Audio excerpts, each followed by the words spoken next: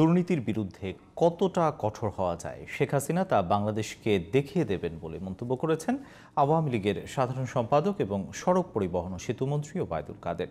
বঙ্গবন্ধু অ্যাভিনিউয়ে কেন্দ্রীয় কার্যালয়ের সামনে দলের ৭৫তম প্রতিষ্ঠা বার্ষিকী উপলক্ষে ঢাকা মহানগর দক্ষিণ আওয়ামী লীগের আলোচনা সভায় মন্তব্য করেন তিনি। এ সময় ওবায়দুল কাদের বলেন, দুর্নীতির বিরুদ্ধে কথা বলতে বিএনপির লজ্জা হওয়া উচিত। আন্দোলনের নামে সহিংসতার চেষ্টা হলে তা কঠোরভাবে প্রতিহত করারও হুঁশিয়ারি দেন আওয়ামী লীগের সাধারণ সম্পাদক। সাজ্জাদ হোসাইনের রিপোর্ট। বাংলাদেশ আওয়ামী লীগের ৭৫তম প্রতিষ্ঠা বার্ষিকী বা প্লাটিনাম জুবিলি উপলক্ষে ঢাকা মহানগর দক্ষিণের সমাবেশে যোগ দিতে দুপুরের পর থেকে দক্ষিণ সিটির বিভিন্ন ওয়ার্ড থেকে খণ্ড খণ্ড মিছিল নিয়ে আসেন নেতাকর্মীরা। নির্ধারিত সময়ের আগেই কানায় কানায় পূর্ণ হয়ে যায় সমাবেশের স্থল। এতে বক্তব্য রাখেন আওয়ামী লীগের কেন্দ্রীয় নেতারা। আইনি প্রক্রিয়া অথবা রাষ্ট্রপতির কাছে ক্ষমা প্রার্থনা ছাড়া খালেদা জিয়ার মুক্তির কোনো বিকল্প নেই বলে জানান কেন্দ্রীয় নেতারা। ওরা চাই এই অসুস্থতা নিয়ে রাজনীতি করে আওয়ামী সরকারকে বিরুদ্ধে মিথ্যাচার করা, এটা ছাড়া আর কিছুই নয়। আন্দোলন করে, সন্ত্রাস করে, অগ্নি সন্ত্রাস করে খালেদা জিয়াকে মুক্ত করতে পারবেন না।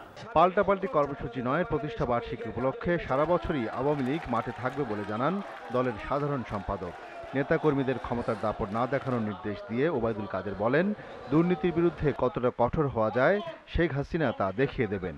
মুখে অত আওয়াজ দেয়, কিন্তু কাজের বেলা দুর্নীতিবাজদের কারো ছাড় নেই, কারো ক্ষমা নেই।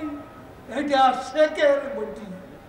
শেখ হাসিনা নেত্রী বাংলাদেশকে দেখিয়ে দেবে দুর্নীতির বিরুদ্ধে তিনি কতটা কঠোর হতে পারে।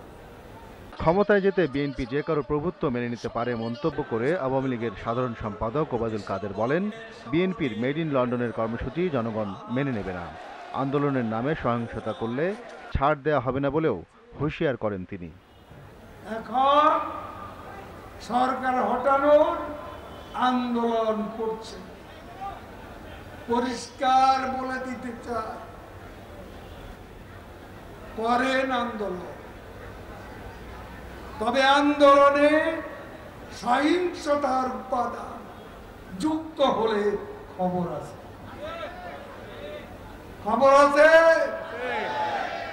আবারও খেলা হবে। পদ হারানোর ভয়ে বিএনপি নেতারা তারেক বন্দনা করছেন বলেও মন্তব্য করেন সড়ক পরিবহন ও সেতুমন্ত্রী। তারেক রহমানের বন্দনা করছে, তারেক বন্দনা বেড়ে গেছে।